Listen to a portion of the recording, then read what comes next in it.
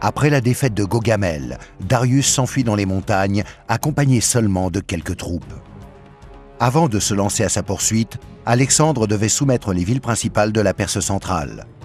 Babylone et la capitale administrative, Suse, n'opposèrent aucune résistance, évitant ainsi des représailles.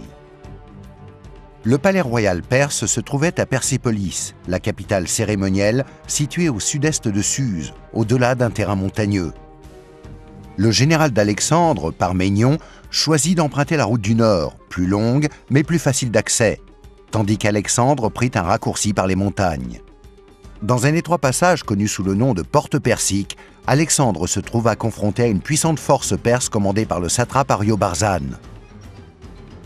La position des Perses semblait inaccessible, mais un berger indiqua à Alexandre un autre chemin qui lui permit de déborder leurs flancs et de les mettre en déroute. Sans force défensive, Persépolis fut forcé de se rendre. Les Macédoniens s'empressèrent de piller son trésor et de brûler le palais. Alexandre était enfin libre de se remettre à la poursuite de Darius.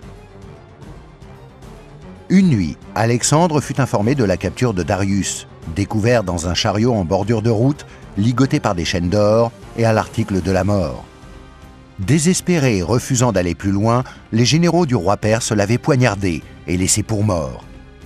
Alexandre rendit hommage au roi défunt en organisant une cérémonie d'enterrement digne d'un roi et en jurant de le venger.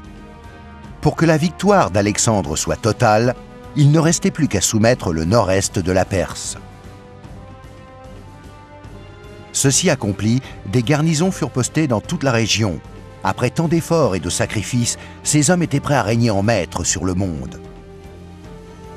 Mais les ambitions d'Alexandre ne s'arrêtaient pas là, et un sentiment nouveau d'insoumission apparut alors dans le cœur de ces hommes.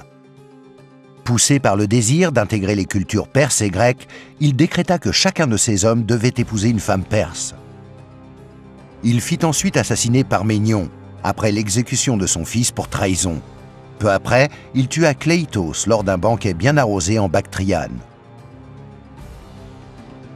La majorité de son armée lui était encore loyale, même si en 326 avant Jésus-Christ, il ne cachait pas sa volonté de conquérir l'Inde. En acceptant la soumission de la ville indienne de Taxile, Alexandre se fit un ennemi du roi Poros, qui avait le contrôle des terres de la région de l'Est. Poros rassembla une armée formée d'environ 60 000 fantassins, cavaliers, chars et éléphants, et attendit l'approche des Macédoniens sur la rive éloignée du fleuve Hydaspes.